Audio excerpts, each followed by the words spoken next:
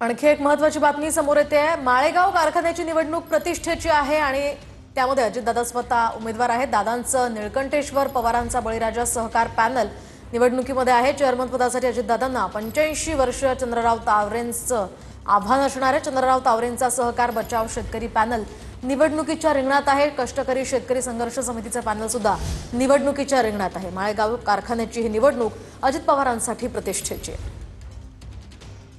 दादा, विरोधक सुद्धा तुमच्या बरोबर आज फोटो काढतायत, म्हणजे आज तसं नाही रे बाळा।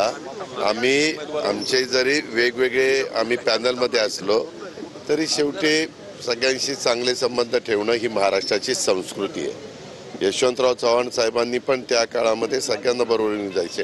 ठीक आहे, त्यांची विचारधारा वेगळी असेल, माझी विचारधारा वेगळी असेल, शेवटी आम्ही सगळे बारामतीकरच आहोत ना। आम्ही काही एकमेकाचे दुश्मन नाहीये। आमची विचारधारेमध्ये फरक आहे। आणि मागच्या ह्याच्या छत्रपतीच्या इलेक्शनला ते माझ्यावरच होते।